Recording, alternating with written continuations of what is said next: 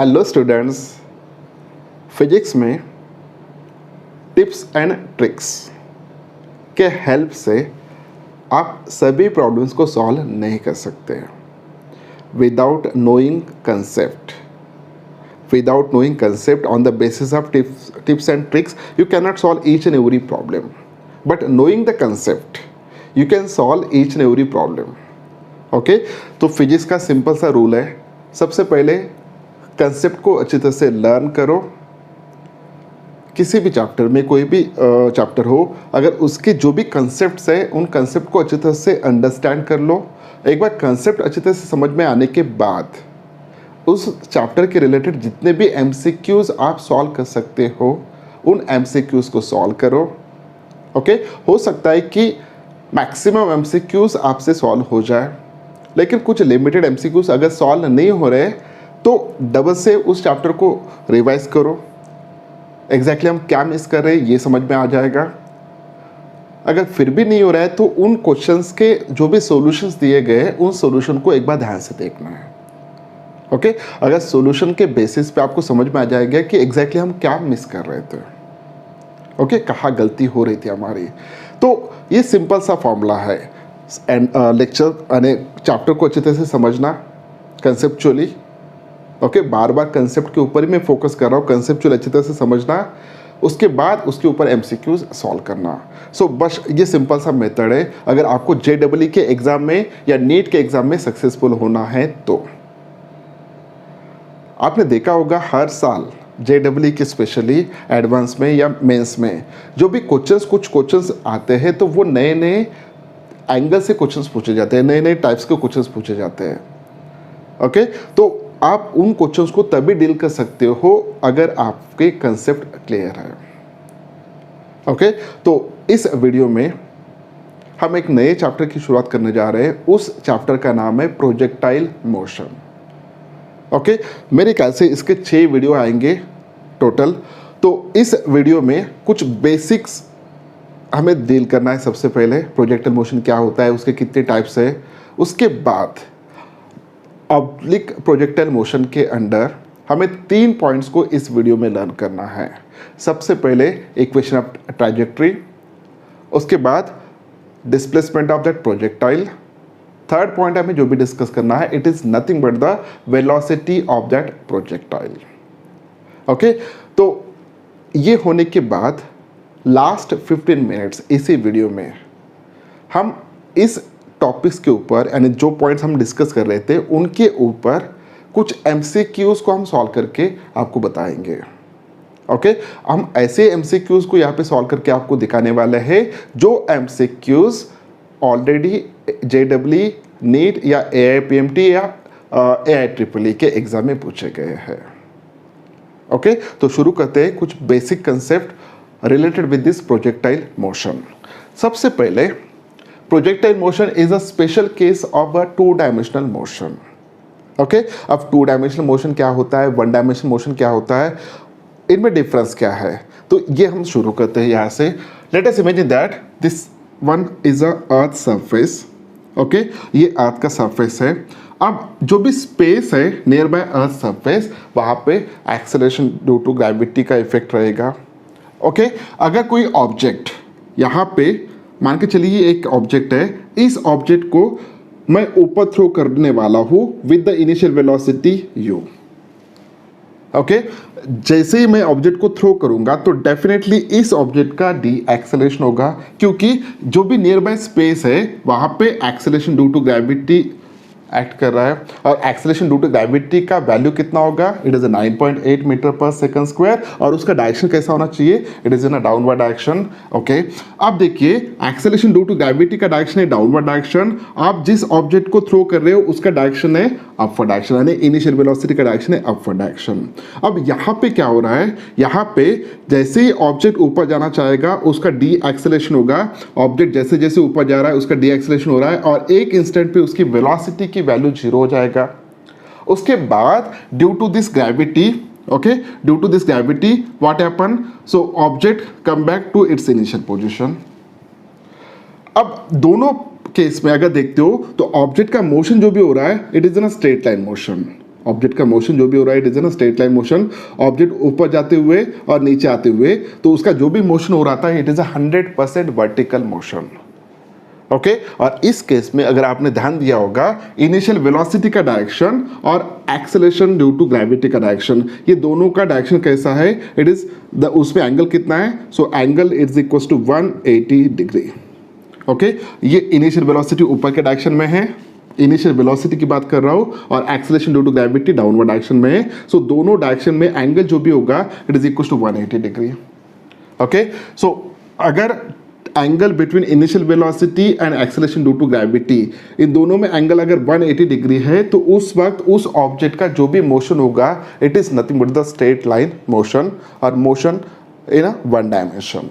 Okay second हम यहाँ पे कंसिडर करते हैं एक ऑब्जेक्ट है, ओके जिसको हम ऊपर से थ्रो कर रहे हैं with the initial velocity u, ये ऑब्जेक्ट नीचे आ रहा है due to the okay acceleration due to gravity, और एक्सेलरेशन ड्यू टू ग्रेविटी का भी डायरेक्शन कैसा है, इट इज ना डाउनवर्ड डायरेक्शन।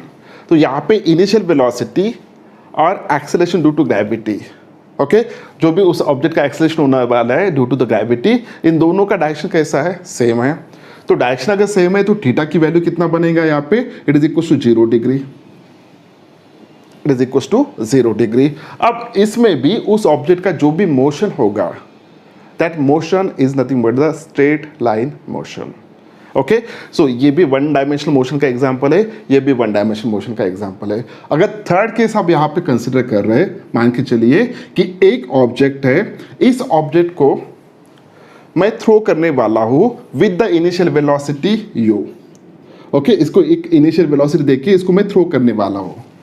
अब ये अर्थ का सरफेस है और हर एक इंस्टेंट पे एक्सेलरेशन ड्यू टू ग्रेविटी का जो भी डायरेक्शन होता है it is always downward direction.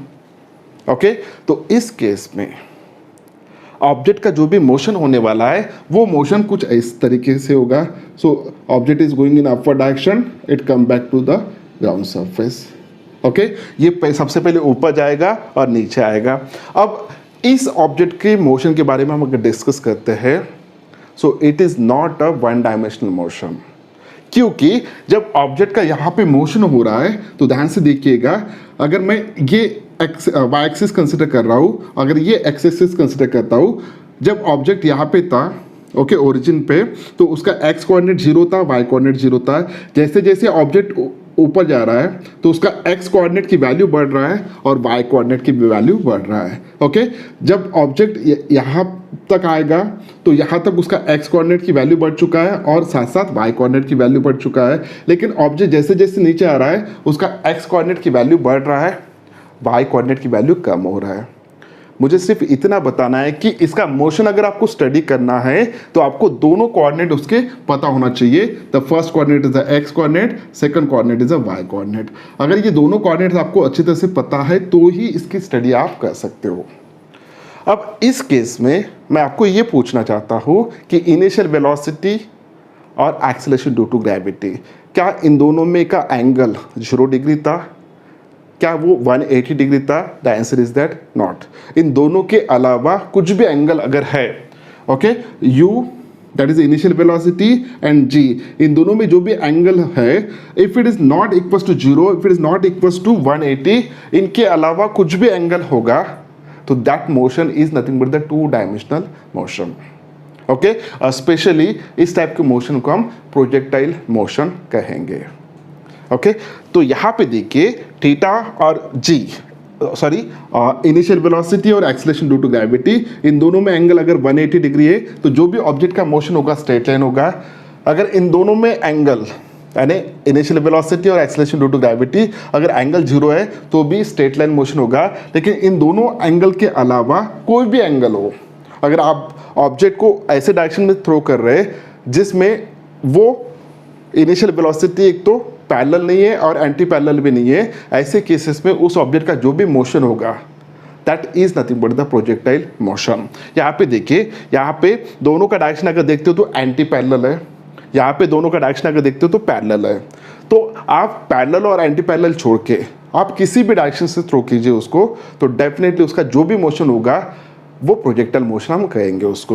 Okay, तो ये है बेसिक, ये जो भी मोशन हो रहा है this is nothing but the 2 dimension motion. इसको 2 डायमेंशन मोशन हम क्यों कहेंगे, क्योंकि इसमें इसका मोशन स्टडी करने के लिए हमें एक्स कोऑर्डिनेट की जरूरत पड़ेगा और वाई कोऑर्डिनेट की जरूरत पड़ेगा। अब इसका अगर विथ रिस्पेक्ट टू टाइम इसका मोशन आप स्टडी करते हो तो इसमें सिर्फ और सिर्फ वाई कोऑर्डिनेट चेंज हो रहा है। ओके, उसका एक्स कोऑर्डिनेट हर वक्त कैसा है, 0 है।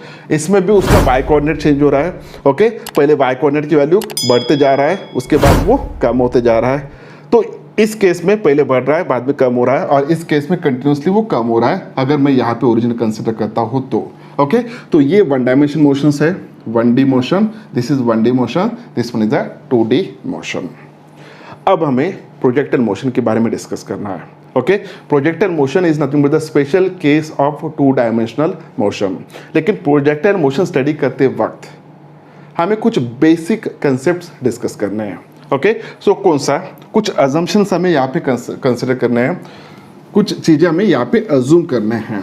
ओके, तो कौन सी चीज़ें हमें यहाँ पे अज्यूम करने हैं, देखिए पूरे चैप्टर में जब हम प्रोजेक्टाइल मोशन के बारे में डिस्कस करने वाले हैं, let us imagine that this is a Y axis, this one is a X axis.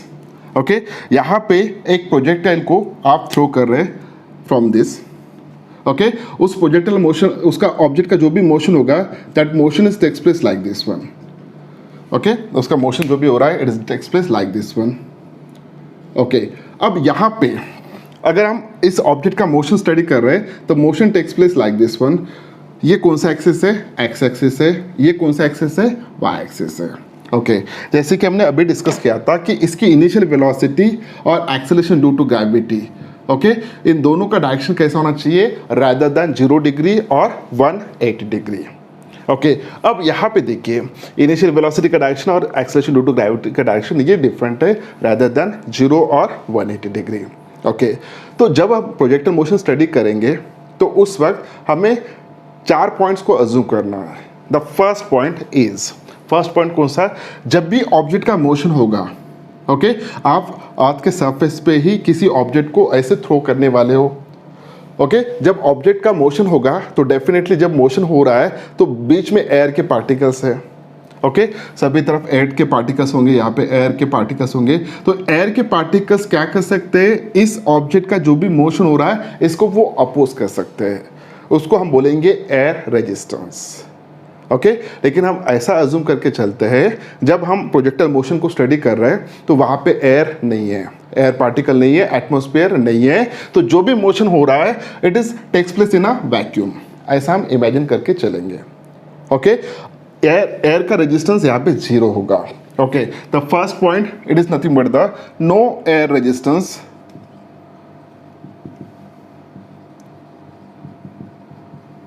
Okay, first point is nothing but the no air resistance. Okay, second point अगर देखते हो, second point हमें यहाँ पे discuss करना है। आपने देखा होगा earth it is in the form of sphere. Okay, अगर सरफेस कंसिडर करते हो, एक लार्ज एक्सटेंट पे सरफेस कंसिडर करते हो तो वो कर्वेचर नेचर में आएगा। ओके, अब यहाँ पे जो भी हम सरफेस कंसिडर करने वाले हैं अर्थ का, ओके, अगर ये बहुत बड़ा रेंज में प्रोजेक्टाइल मोशन होने वाला है, अगर बहुत बड़े रेंज है प्रोजेक्टाइल मोशन की, तो डेफिनेटली ये जो भी सरफेस होगा ये सरफेस कुछ कर्वी नेचर का आना चाहिए। लेकिन यहाँ पे हम जो भी सरफेस कंसिडर करेंगे वो 100% हॉरिजॉन्टल सरफेस कंसिडर करने वाले हैं। ओके, तो यहाँ पे अर्थ का जो भी सरफेस होता है उसका जो भी कर्वी नेचर है, ओके, उसको यहाँ पे हम इमेजिन नहीं करेंगे, यानी उसकी वजह से जो भी इफेक्ट क्रिएट होगा उसको हम नेग्लिजिबल कंसिडर करेंगे। ओके, अर्थ के कर्वेचर की वजह से, सरफेस के कर्वेचर की वजह से जो भी इफेक्ट होगा उसको हम निगलेक्ट करेंगे। हम ऐसा अज्यूम करेंगे कि अर्थ का सरफेस जो भी है 100% कैसा है, फ्लैट है, 100% वो स्ट्रेट है। ओके, थर्ड पॉइंट हमें जो डिस्कस करना है, it is nothing but the due to the rotation of earth. जब आप एक्सप्लोर कर रहे हो तो अर्थ का रोटेशन तो कंटिन्यूसली हो रहा है, तो हम यहाँ पे इमेजिन करके चलेंगे कि अर्थ के रोटेशन के वजह से हम जो भी एक्सपेरिमेंट करने वाले हैं, प्रोजेक्टाइल मोशन करने वाले हैं, उसके ऊपर कुछ भी इफेक्ट नहीं होगा। Okay, so this is the third point, earth के रोटेशन की वजह से कुछ इफेक्ट नहीं होगा। And fourth point, that is a very important point, कि जब प्रोजेक्टाइल मोशन होगा तो उस वो जो भी प्रोजेक्टाइल है वो जो भी पाथ ट्रेस करेगा, तो हर एक पॉइंट पे यानी हर एक इंस्टेंट पे उस ऑब्जेक्ट के ऊपर जो भी एक्सेलरेशन प्रोड्यूस होगा it is only due to the gravity. Okay, acceleration due to gravity होना चाहिए, यानी उस ऑब्जेक्ट में जो भी एक्सेलरेशन प्रोड्यूस हो रहा है वो ग्रेविटेशनल इफेक्ट की वजह से ही हो रहा है, that is nothing but the acceleration due to gravity. अब यहाँ पे ध्यान से सुनिएगा, अगर मैं यहाँ पे अर्थ कंसिडर कर रहा हूँ, ओके, तो अर्थ के सरफेस पे एक्सेलरेशन ड्यू टू ग्रेविटी की वैल्यू होता है 9.8 मीटर पर सेकंड स्क्वायर उसके सरफेस के ऊपर। लेकिन जैसे जैसे आप ऊपर जाते हो यानी सरफेस के ऊपर, जैसे जैसे आप ऊपर जा रहे हो सरफेस के ऊपर, ओके, तो वैसे वैसे एक्सेलरेशन ड्यू टू ग्रेविटी की value goes on decreases, it goes on decreases. The variation of acceleration due to gravity takes place along the altitude. Height जैसे जैसे हम सरफेस के ऊपर जा रहे हैं उसको हम बोलेंगे अल्टीट्यूड। ओके, तो जैसे जैसे हम ऊपर जाएंगे वैसे वैसे acceleration due to gravity goes on decreases, वो डिक्रीज होते जा रहा है। अब यहाँ पे देखिए, अगर किसी ने प्रोजेक्टाइल मोशन किया, ओके, अर्थ के इस सरफेस पे प्रोजेक्टाइल फेंक रहा है उसको लाइक दिस वन, और ये प्रोजेक्टाइल मोशन यहाँ पे हो रहा है। तो देखिए सेकेंड पॉइंट हम जो भी डिस्कस कर रहे थे कि अर्थ का जो भी कर्वी नेचर है उसके वजह से यहाँ पे इफेक्ट नहीं होगा। हमें ये भले ही ये कर्व नेचर यहाँ पे दिख रहा है आपको, हमें कैसे कंसिडर करना है, स्ट्रेट लाइन कंसिडर करना है, और हर पॉइंट पे, ओके, कोई पॉइंट सरफेस के बहुत पास में, कोई पॉइंट सरफेस के ऊपर है, कोई पॉइंट सरफेस के बहुत ऊपर है, तो हर पॉइंट पे यहाँ पे एक्सेलरेशन ड्यू टू ग्रेविटी की value, acceleration due to gravity की वैल्यू डिफरेंट होना चाहिए।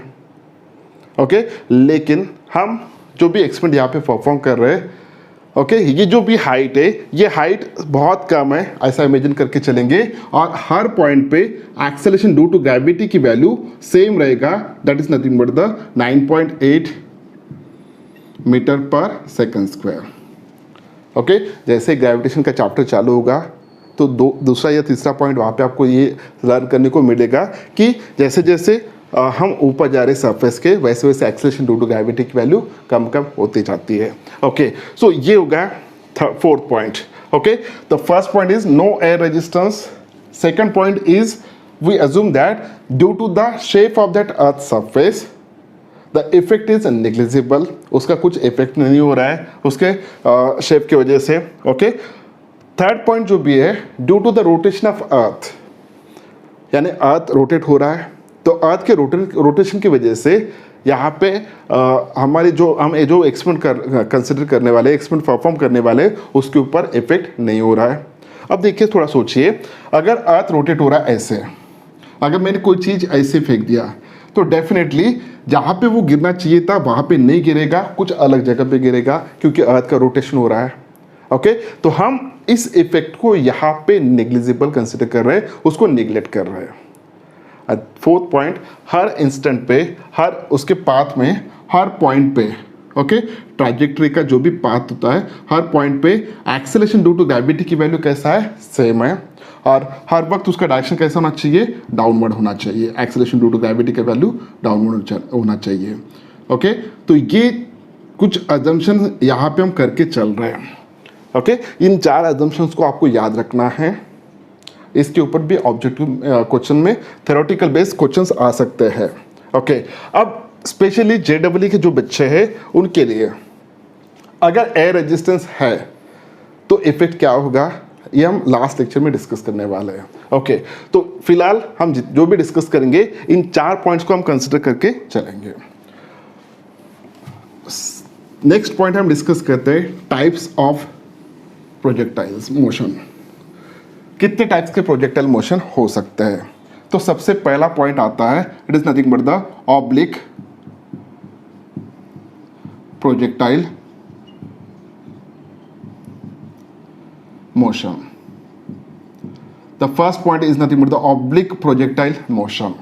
ओके, जो भी हमने अभी तक डिस्कस किया दैट प्रोजेक्टाइल मोशन वो ऑब्लिक प्रोजेक्टाइल मोशन का ही एग्जाम्पल था। ओके, फॉर एग्जाम्पल देखिए, अगर किसी, ये अर्थ सरफेस है, अगर ये ओरिजिन है, अगर हम यहाँ पे वाई एक्सिस कंसिडर कर रहे हैं, अगर किसी ऑब्जेक्ट को मैं यहाँ पे ऑब्लिकली थ्रो कर रहा हूँ, ओके, तो उस ऑब्जेक्ट का जो भी मोशन होगा that motion it is like this one, that motion it is like this one. तो ऑब्जेक्ट तो ऊपर जाएगा और ऊपर से कहाँ पे आने वाला है, वो नीचे आने वाला है। सो ये जो भी मोशन है, ओके, आप सरफेस के ऊपर से ही ऑब्लिकली उसको प्रोजेक्ट कर रहे हो, तो इस टाइप के मोशन को हम कहेंगे ऑब्लिक प्रोजेक्टाइल मोशन। ये फर्स्ट टाइप हो गया। ओके, सेकंड टाइप हम कंसिडर करते हैं। Second type it is nothing but the horizontal projectile motion. Horizontal projectile motion, okay.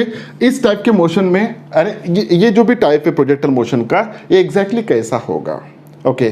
तो for this let us imagine that this is the earth surface, okay. आप खड़े हो एक बिल्डिंग के ऊपर या एक टावर के ऊपर, और यहां से, ओके, यहां से एक ऑब्जेक्ट को आप थ्रो करने वाले हो।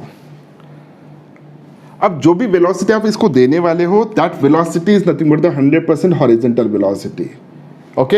एक हॉरिजॉन्टल डायरेक्शन में आप उसको वेलोसिटी देके उस ऑब्जेक्ट को थ्रो करने वाले हो किसी हाइट के ऊपर से।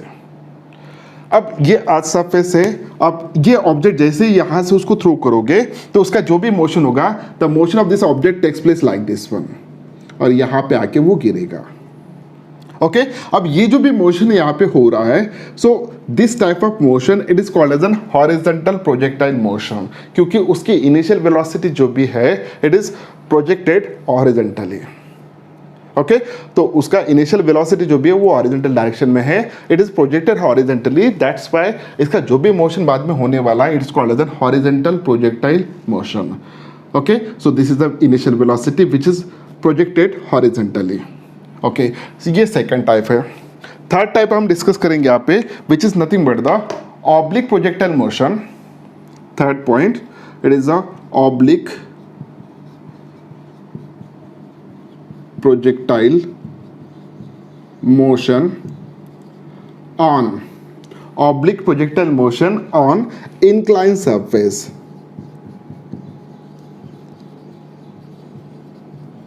Oblique projectile motion on incline surface, okay. हमें करना क्या है, हमें वैसे ही जैसे ऑब्लिक प्रोजेक्टाइल मोशन में हम कर रहे थे उसी तरह से हमें ऑब्जेक्ट को थ्रो करना है यहाँ से, okay, with the initial velocity u, okay. So initial velocity u से इसको हमने प्रोजेक्ट कर दिया, ये ऑब्जेक्ट आपका ऐसे जा रहा है, लेकिन जब वो लैंड होगा, ओके, तो ये जो भी सरफेस है ये हॉरिजॉन्टल कंसीडर किया हमने।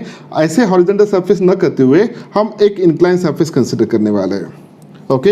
एक इंक्लाइन सरफेस यहाँ पे कंसीडर करने वाले हैं, that surface is like this one, incline surface, okay. So यहाँ से this is nothing but the angle of inclination alpha, which is called angle of inclination alpha, okay. So इस surface के ऊपर, इंक्लाइन सरफेस के ऊपर ये यहाँ पे लैंड करेगा, यहाँ पे लैंड करेगा, ये यहाँ पे लैंड कर रहा है, ओके। सो ये जो भी मोशन है it is nothing but the oblique projectile motion on incline surface, okay. So three types of projectile motions are there. The first one is nothing but the oblique projectile motion, जिसमें हम initial velocity जो भी होगा वो oblique direction से, obliquely we are throwing that one with the initial velocity u, okay. Second में horizontal velocity से हम उसको प्रोजेक्ट कर रहे हैं, लेकिन किसी हाइट के ऊपर से, ओके। जब जो भी मोशन यहाँ पे हो रहा है, this type of motion it is called as an horizontal projectile motion. And third case it is nothing but the oblique projectile motion but on incline surface. यहाँ पे सिर्फ सरफेस जो भी है वो इंक्लाइन सरफेस है। अगर इस सरफेस को मैं नीचे ला लेता हूँ, अगर अल्फा की वैल्यू 0 हो जाएगा, अगर अल्फा की वैल्यू 0 होता है तो this oblique projectile motion on incline surface get converted into the oblique projectile motion, क्योंकि ये जो भी सरफेस है ये सरफेस हॉरिजॉन्टल पे आ जाएगा जब अल्फा की वैल्यू यहाँ पे 0 होगा, ओके। ये था basic discussion types of projectile motions. अब हम डिस्कस करेंगे ऑब्लिक प्रोजेक्टाइल मोशन के बारे में, ओके। पूरे विस्तार से अब डिस्कस करना है oblique projectile motion.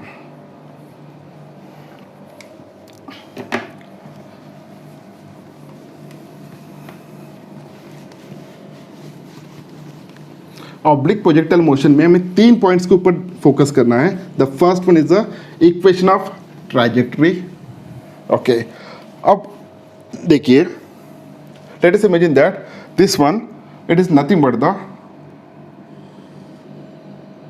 X axis, this one it is nothing but the Y axis. Okay, ये एक्स एक्सिस है, ये वाई एक्सिस है, this is the X axis, this one is the Y axis. As I already told you that projectile motion is nothing but the 2 dimension motion. यहाँ पे हम X Y plane consider करेंगे। Okay, let us imagine that now here this is that object जिसका हमें motion करवाना है, ये वो ऑब्जेक्ट है। फिलहाल ये ऑब्जेक्ट कहाँ पे है, ओरिजिन पे है। ओके, अब इस ऑब्जेक्ट को हमें थ्रो करना है ऊपर with initial velocity u, with initial velocity u हमें उसको थ्रो करना है। Okay, this u it is called as an initial velocity. Okay, अब इनिशियल वेलोसिटी ने x एक्सिस के साथ जो भी एंगल यहाँ पे बनाएगा, that angle it is called as an angle of projection. Okay, so first point आ रहा है यहाँ पे u which is called as an initial velocity. Second point यहाँ पे आ रहा है theta, second parameter it is nothing but the angle of projection. Okay, अब जैसे आप इसको इनिशियल वेलोसिटी से थ्रो करोगे तो डेफिनेटली यहाँ पे ये ऑब्जेक्ट सबसे पहले ऊपर जाएगा, उसके बाद वो ऊपर जाने के बाद वो कहाँ पे आने वाला है, नीचे आने वाला है। ओके, सो ये हो गया आपका एक्स एक्सिस। ओके, सो यहाँ पे वो लैंड करने वाला है। ओके, तो इसके कुछ बेसिक टर्म्स, बेसिक पैरामीटर्स को हम यहाँ पे समझते हैं। सबसे पहले u क्या है, इनिशियल वेलोसिटी, थीटा क्या है, एंगल ऑफ प्रोजेक्शन। ओके, तो इतने इनिशियल वेलोसिटी के साथ इतना उसने एंगल ऑफ प्रोजेक्शन के साथ, इतनी इनिशियल वेलोसिटी के साथ इसको हम प्रोजेक्ट कर रहे हैं। ओके, अब जब प्रोजेक्ट करेंगे तो ये जिस पाथ से जाने वाला है, जिस पाथ से ये जाने वाला है, उस पाथ को हम बोलेंगे ट्रैजेक्टरी। ओके, हमें उसका इक्वेशन फाइंड आउट करना है, हमें उस पाथ का इक्वेशन, ट्रैजेक्टरी का इक्वेशन फाइंड आउट करना है। ओके, तो उसके पहले यहाँ पे जैसे जैसे ऑब्जेक्ट ऊपर जा रहा है, मान के चलिए ऑब्जेक्ट यहाँ पे आया, तो यहाँ से जब ऑब्जेक्ट यहाँ पे आया तो उसका एक्स कोऑर्डिनेट की वैल्यू चेंज हुआ। जब पहले ओरिजिन पे था तो एक्स की वैल्यू कितना था, 0। अब जैसे जैसे ऑब्जेक्ट ऊपर जा रहा है तो उसका एक्स कोऑर्डिनेट चेंज हो रहा है, साथ ही साथ उसका वाई कोऑर्डिनेट भी यहाँ पे चेंज हो रहा है, दोनों की वैल्यू बढ़ रहा है। ओके, तो क्या हो रहा है, ये जो भी मोशन हो रहा है उस प्रोजेक्टाइल का, हमने जैसे कि डिस्कशन किया था, it is nothing but the 2 dimensional motion. It is the 2 dimensional motion. लेकिन 2 डायमेंशनल मोशन को हम रिजॉल्व करेंगे। ओके, उसको हम डिवाइड करेंगे into 1 dimension motion and 1 dimension motion. Okay, तो 1 dimension motion along X axis, another dimension motion along Y axis, इसको हमें डिवाइड करना है। क्यों हम डिवाइड कर रहे हैं, क्योंकि हमने मोशन ऑफ स्ट्रेट लाइन पढ़ा है, वहाँ पे कुछ इक्वेशन ऑफ मोशंस हमने पढ़ा है। ओके, उन इक्वेशन ऑफ मोशन के बेसिस पे हमने बहुत सारे प्रॉब्लम्स भी सॉल्व किए हैं। अब वो इक्वेशन ऑफ मोशंस हमें यहाँ पे यूज़ करना है। अब 2 डायमेंशन के लिए हम अलग से इक्वेशंस यहाँ पे डिराइव नहीं करेंगे, हम जो equations of motion already study कर चुके हैं उन्हीं को यहाँ पे यूज़ करने वाले हैं। लेकिन यहाँ पे हम उन 1 dimension motion along X axis को अलग से ट्रीट करेंगे, 1 dimension motion along Y axis को अलग से ट्रीट करेंगे। तो यहाँ पे जो भी मोशन इस ऑब्जेक्ट का हो रहा है, इसको हम 2 इसमें डिवाइड करने वाला है। एक ऑब्जेक्ट का मोशन होगा अलॉन्ग एक्स एक्सिस, एक ऑब्जेक्ट का मोशन अलॉन्ग वाई एक्सिस। कैसे, देखिए, जब एक्चुअल प्रोजेक्टाइल यहाँ पे था तो इसका इमेज मैं यहाँ पे लिख सकता हूँ अलॉन्ग एक्स एक्सिस, उसका प्रोजेक्शन। ओके, उसका प्रोजेक्शन अलॉन्ग वाई एक्सिस में इधर ले सकता हूँ। ओके, जब ऑब्जेक्ट यहाँ से लेके यहाँ तक गया तो ये उसका जो भी प्रोजेक्शन है along X axis, it is moving from this point two this point. Okay, उसी का प्रोजेक्शन अलॉन्ग वाई एक्सिस यहाँ से वो यहाँ तक गया। ओके, 2 डायमेंशन मोशन ये हो गया, 1 डायमेंशन मोशन एक ये हो गया एक्स एक्सिस, दूसरा हो गया वाई एक्सिस। अगर आप इन दोनों का मोशन स्टडी करते हो, अगर आप इन दोनों का ही मोशन स्टडी करते हो, 1 dimension along X axis, 1 dimension along Y axis, तो आप ऑटोमेटिकली इसका भी मोशन स्टडी कर रहे हो। इसलिए मैं बता रहा हूँ कि 2 डायमेंशन मोशन को हम डिवाइड कर रहे हैं 1D along X axis, 1D along Y axis. Okay, यहाँ पे देखिए, अब जैसे जैसे प्रोजेक्टाइल यहाँ पे पहुँचेगा, ओके, यहाँ पे पहुँचेगा तो एक्स एक्सिस पे उसका प्रोजेक्शन यहाँ पे होगा, वाई एक्सिस पे उसका प्रोजेक्शन यहाँ पे होगा। ओके, ये कौन सा डायरेक्शन है, वर्टिकल डायरेक्शन, ये कौन सा डायरेक्शन है, हॉरिजॉन्टल डायरेक्शन। ओके, अब जैसे जैसे प्रोजेक्टाइल यहाँ पे आएगा, ये मैक्सिमम वर्टिकल एक्शन उसका हो चुका है यहाँ पे। और जैसे जैसे ये प्रोजेक्टाइल यहाँ पे आएगा तो एक्स कोऑर्डिनेट, उसका एक्स प्रोजेक्शन यहाँ पे, उसका वाई प्रोजेक्शन यहाँ पे आएगा। ओके, जैसे प्रोजेक्टाइल यहाँ पे आनेगा उसका एक्स प्रोजेक्शन यहाँ पे, उसका वाई प्रोजेक्शन यहाँ पे आएगा इन दिस वे। अब आप देख रहे होंगे जैसे जैसे प्रोजेक्टाइल आगे जा रहा है वैसे वैसे उसका projection along X axis it is continuously moving in forward direction, it is continuously moving in forward direction. Okay, अब हम projection of that projectile along Y axis के बारे में डिस्कस करते हैं। ओके, जैसे जैसे प्रोजेक्टाइल यहाँ से यहाँ तक आया तो उस वक्त वाई कोऑर्डिनेट की वैल्यू यानी वाई प्रोजेक्शन उसका बढ़ते गया। ओके, और लेकिन ये यहाँ पे आने के बाद ये प्रोजेक्टाइल जैसे जैसे इधर आ रहा है नीचे तो वैसे वैसे वाई कोऑर्डिनेट की वैल्यू या वाई प्रोजेक्शन उसका गोज ऑन डिक्रीजेस। तो वाई प्रोजेक्शन कैसे हो रहा है देखिए, सबसे पहले वो ऊपर बढ़ते जा रहा है, उसके बाद वो कम कम होते जा रहा है, फाइनल कितना हो गया 0। लेकिन एक्स कोऑर्डिनेट अगर देखते हो तो एक्स कोऑर्डिनेट वो कंटिन्यूसली बढ़ते जा रहा है, एक्स कोऑर्डिनेट कंटिन्यूसली बढ़ते जा रहा है। ओके, अब यहाँ पे maximum horizontal distance, maximum horizontal distance वो प्रोजेक्टाइल जो भी कवर कर रहा है that is called as an range. Okay, that is called as an range and that range it is represent by R. So R is nothing but the horizontal range. Okay, ये horizontal range हो गया।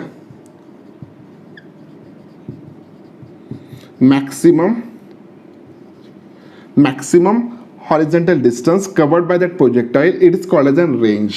Okay, वो horizontal direction में it is called as a horizontal range and that horizontal range it is represented by capital R.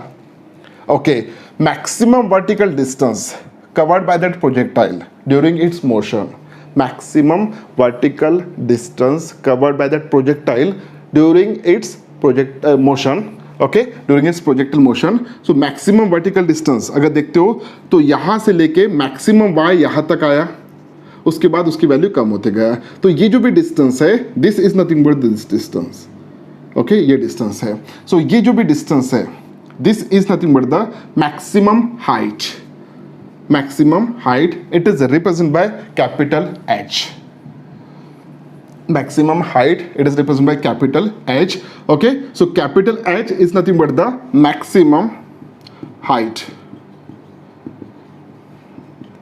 attained by that projectile in a vertical direction, and that maximum height it is represented by capital H. Okay, so what is the U? U is nothing but the initial velocity, theta is nothing but the angle of projection, R is nothing but the maximum range या horizontal range and H is nothing but the maximum height. Okay, इसके अलावा और एक parameter जो आएगा यहाँ पे that parameter is nothing but the capital T.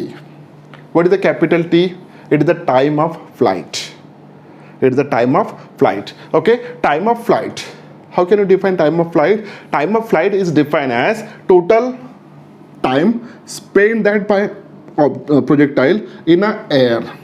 Okay, so जब वो मोशन कर रहा है ऐसा मान के चलेंगे हम, यहाँ पे एयर है, हमने ऑलरेडी डिनाई कर दिया एयर नहीं है, हम इमेजिन करेंगे लेकिन एयर का रेजिस्टेंस कुछ नहीं होगा। ओके, एयर का रेजिस्टेंस कुछ नहीं होगा, एयर ऐसा हम इमेजिन करके चलेंगे। So maximum time spend by that projectile in a air it is called as time of flight. Simple language में अगर बताना है what is the time of flight, तो यहाँ से प्रोजेक्टाइल निकला तो कितनी देर वो प्रोजेक्टाइल हवा में था। ओके, या लैंड होने से पहले जितना वक्त वो लैंड होने तक ले रहा है, यहाँ से निकलने के बाद लैंड होने तक जो भी वक्त वो ले रहा है that is called as an time of flight. Okay, अब टाइम ऑफ फ्लाइट यहाँ पे और हम डिवाइड कर सकते हैं उसको, यहाँ से लेके यहाँ तक अगर आप देख रहे हो तो उस ऑब्जेक्ट का वर्टिकल हाइट कंटिन्यूसली बढ़ते जा रहा है और यहाँ से उसका वर्टिकल हाइट कंटिन्यूसली कम होते जा रहा है।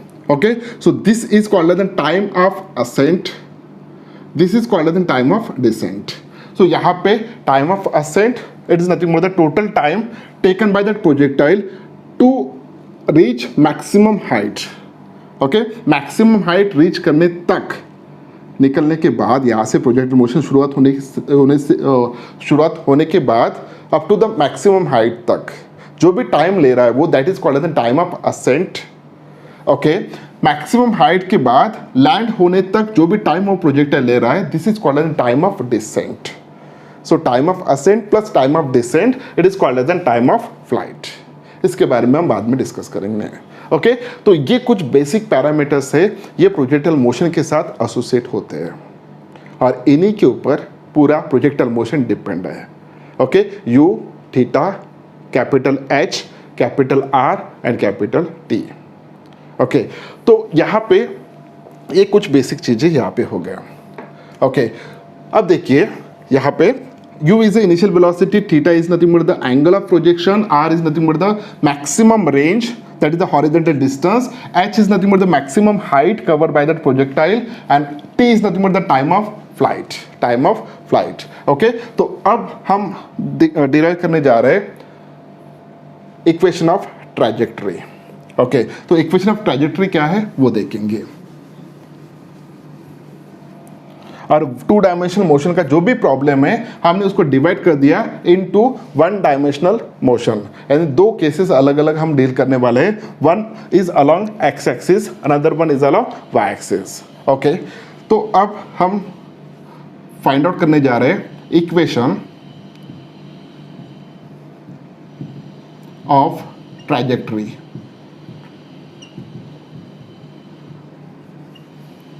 Equation of trajectory. Okay,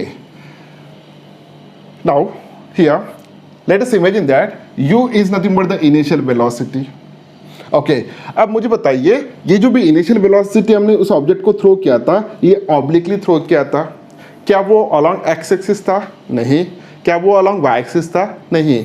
लेकिन उन दोनों के बीच में उसकी वेलोसिटी थी। ओके, उस वेलोसिटी ने एक्स एक्सिस के साथ, हॉरिजॉन्टल के साथ कितना एंगल किया है? थीटा। तो यहाँ पे उस वेलोसिटी का कुछ कंपोनेंट अलोंग एक्स एक्सिस बनेगा, उस वेलोसिटी का कुछ कंपोनेंट अलोंग वाई एक्सिस बनेगा।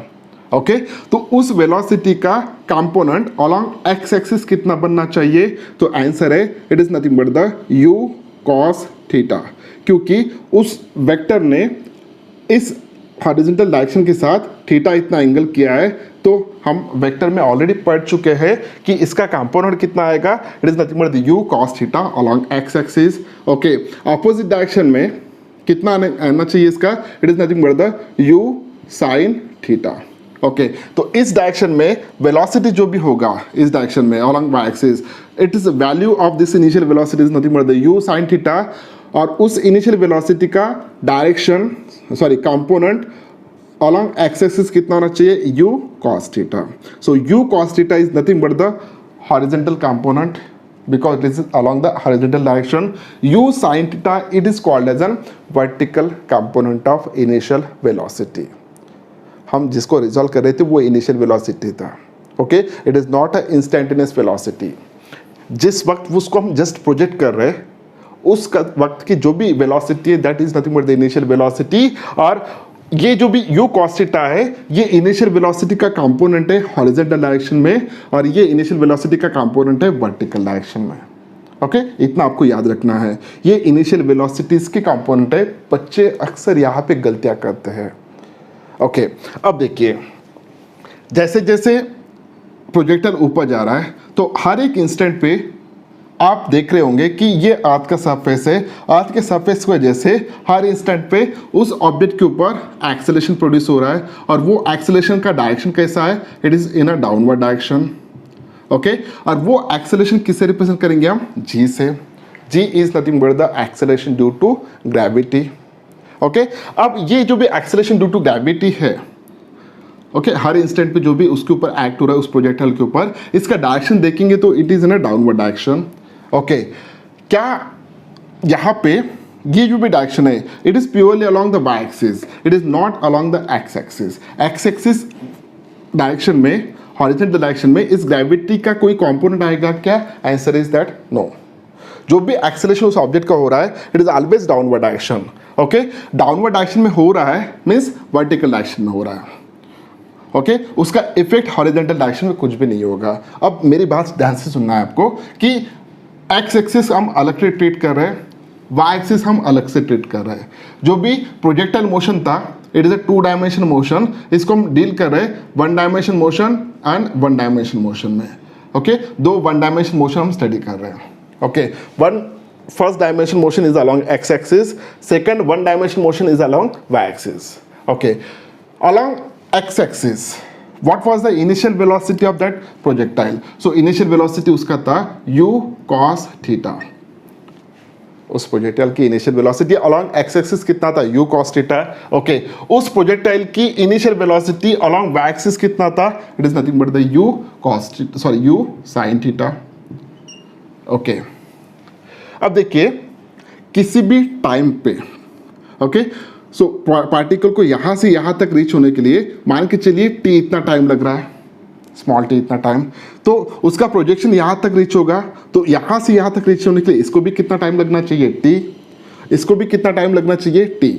समझ में आ रहा है? सो जितना टाइम इसको लगेगा उतना ही टाइम उसके प्रोजेक्शन को अलॉन्ग एक्स एक्सिस मूव होने के लिए लगेगा, उतना ही टाइम उसके प्रोजेक्शन को अलॉन्ग वाई एक्सिस मूव होने के लिए लगेगा. ओके, तो यहाँ पे तीनों के लिए टाइम की वैल्यू सेम आने वाला है. सो टाइम इसके लिए टी लूंगा तो इसके लिए भी कितना टाइम लेना पड़ेगा? T. Okay, along X axis कुछ उस ऑब्जेक्ट का एक्सेलरेशन हो रहा है क्या? द आंसर इज दैट नहीं. तो एक्सेलरेशन की वैल्यू कितना है इसमें? It is equal to 0. Okay, along X axis that is the horizontal direction में उस प्रोजेक्टाइल का अलॉन्ग हॉरिजॉन्टल डायरेक्शन एक्सेलरेशन 0 है. ओके, यहाँ पे acceleration 0. Okay, along Y axis, okay, देखिए this is nothing but the initial velocity u sin theta. Okay, initial velocity का direction कैसा है? Upward direction. और हर इंस्टेंट पे एक्सेलरेशन ड्यू टू ग्रेविटी का डायरेक्शन कैसा है? Downward direction. तो अलोंग वाई एक्सिस जो भी हम एक्सेलरेशन कंसिडर करेंगे it is equal to minus of g. It is equal to minus of g. Okay, u cos theta is the initial velocity, t is the time, a that is the acceleration is equal to 0 in case of horizontal direction.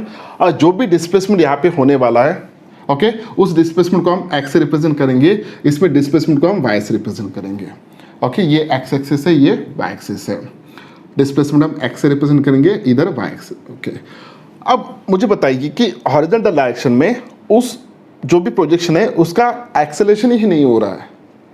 अगर acceleration नहीं हो रहा है, अगर किसी object का motion हो रहा है, अगर उस ऑब्जेक्ट का एक्सेलरेशन नहीं हो रहा है, तो विथ रिस्पेक्ट टू टाइम उसकी वेलोसिटी चेंज होगा कि सेम रहेगा? The answer is that same रहना चाहिए, क्योंकि एक्सेलरेशन नहीं हो रहा है. जो भी इनिशियल वेलोसिटी होगा हर टाइम पे उतनी वेलोसिटी से वो कंटिन्यूसली मूव होते रहेगा. उसी तरह u cos theta, this was the initial velocity of that projectile, but in this direction there is no acceleration. Okay, अगर एक्सेलरेशन नहीं है इस डायरेक्शन में तो डेफिनेटली u cos थीटा की वैल्यू हर इंस्टेंट पे कैसा होना चाहिए? सेम होना चाहिए. तो इसकी फाइनल वेलोसिटी क्या होना चाहिए? It is nothing but the u cos theta. Okay, along horizontal direction. Vertical direction में अगर हम देखते हैं तो वर्टिकल डायरेक्शन में वेलोसिटी कंटिन्यूसली चेंज होगा. वेलोसिटी कंटिन्यूसली चेंज होगा, तो जो भी वेलोसिटी होगा final velocity it is represent bye v suffix y. v suffix y it get changes, यहाँ पे v सफिक्स x. ओके, लिखेंगे. सो ये हो गए कुछ basic parameters of one dimension motion. Okay, these are the parameters along horizontal direction, these are the parameters along y direction, vertical direction. Okay, अब देखिए एक टाइम पे मान के चलिए, ओके, एक टाइम पे प्रोजेक्टाइल यहाँ तक आया, या प्रोजेक्टाइल एक टाइम पे प्रोजेक्टाइल यहाँ तक पहुँच गया. ओके, सो एक टाइम t पे प्रोजेक्टाइल यहाँ तक पहुँच गया, तो उस वक्त x का डिस्प्लेसमेंट कितना हुआ है? तो डेफिनेटली x का डिस्प्लेसमेंट हुआ है यहाँ तक. ओके, अलॉन्ग एक्स एक्सिस जो भी डिस्प्लेसमेंट हो यहाँ तक. सो यहाँ से लेके यहाँ तक ये क्या होना चाहिए? अभी x होना चाहिए. ओके, जब पार्टिकल या प्रोजेक्टाइल यहाँ से लेके यहाँ तक आया था तो y डिस्प्लेसमेंट कितना हो चुका है? यहाँ तक डिस्प्लेसमेंट हो चुका है y. Okay, this is the y displacement. So यहाँ से लेके यहाँ तक ये हो जाएगा y. ओके, अब हम x डिस्प्लेसमेंट निकालेंगे t इतने टाइम में. t इतने टाइम में x डिस्प्लेसमेंट कितना हुआ? So along x axis, along X axis अगर आप देखते हो तो displacement x is equals to, okay, equation कौन सा यूज करने वाले हैं हम? तो इक्वेशन कौन सा यूज करेंगे? s is equals to ut plus 1/2 at square. ये जनरल इक्वेशन ऑफ मोशन है. where x is nothing but the displacement, u is nothing but the initial velocity, t is nothing but the time, a is nothing but the acceleration. अब इस equation को use करेंगे along x axis में. Okay, x axis में t इतने time में कितना displacement हो रहा है, x is equals to initial velocity कितना है, u cos theta, u cos theta, u cos theta. Okay, initial velocity कितना है, u cos theta into t. Okay, into t. Okay, plus 1/2 लिख सकते हैं. एक्सेलरेशन कितना है, 0. अगर एक्सेलरेशन की वैल्यू 0 डालते हैं तो ये सभी टर्म कितना हो जाएगा, 0. ओके, तो सामने का टर्म 0 आएगा. तो x is equal to u cos t. Okay, u cos theta into t. This is the equation number 1. Okay, इतने टाइम में इतना डिस्प्लेसमेंट उसका हुआ है which is equal to u cos theta into t. उसी तरह यही इक्वेशन अलॉन्ग वाई डायरेक्शन हम अप्लाई करते हैं. ओके, सो वाई डिस्प्लेसमेंट कितना होना चाहिए, so y displacement is equal to initial velocity कितना है, it is equal to u sine theta into t. Okay, minus u sine theta into t minus. Okay, plus लिख लेते हैं पहले 1/2. Acceleration की वैल्यू कितना है, -g. ओके, सो ये -g यहाँ पे डाल रहा हूँ मैं into t square. Okay, -g है तो इस माइनस को मैं यहाँ पे ले लेता हूँ minus. Okay, u sine theta t minus 1/2 g t square. So this is the equation number 2.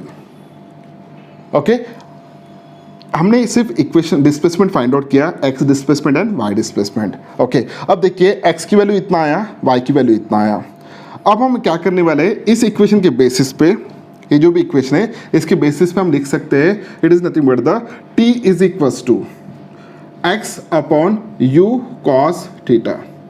Okay, t is equals to x upon u cos theta लिख सकते हैं. ओके, तो इसके बेसिस पे t की वैल्यू इसमें सब्स्टिट्यूट कर दीजिए. So y is equals to u sine theta, t की value upon u cos theta, x upon u cos theta.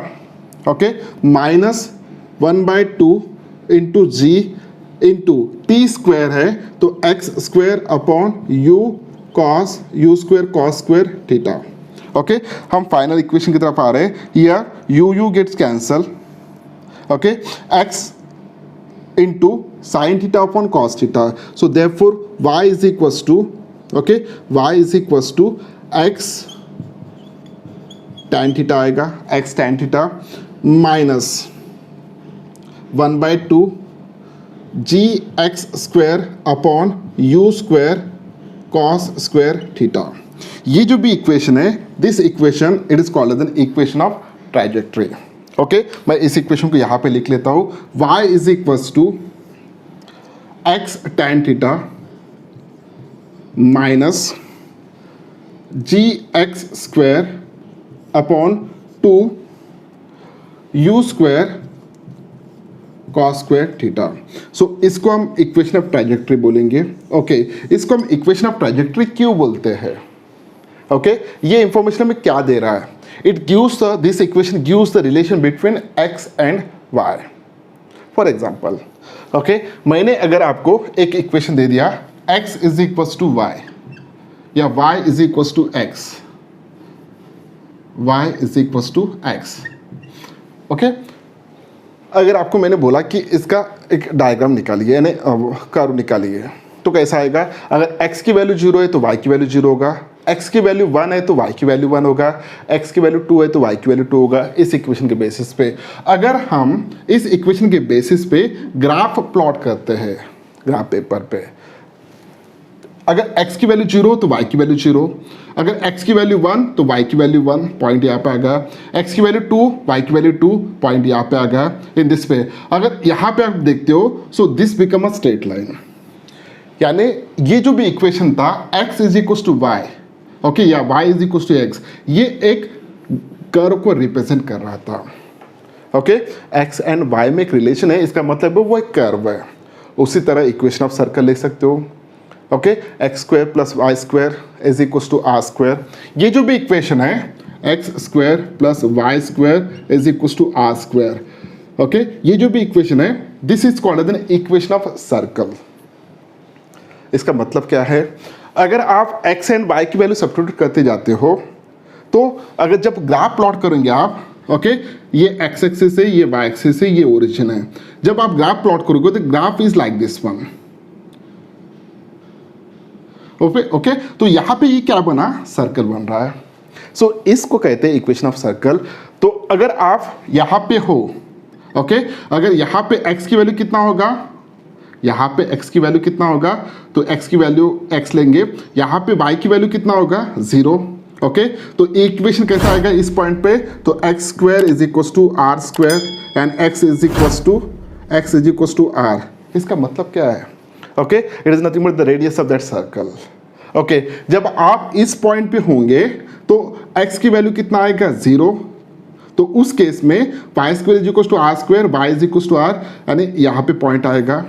Okay, तो यहाँ पे मुझे इतना बताना है कि हर एक इक्वेशन एक ग्राफ रिप्रेजेंट करके देता है, आपको एक ग्राफ के बारे में बता रहा है। उसी तरह यहाँ पे y और x में एक रिलेशन आ रहा है।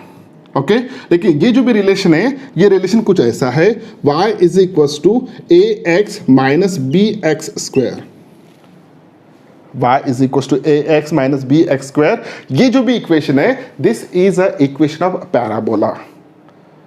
Okay, this is the equation of parabola. ये मैथमेटिकल टर्म है।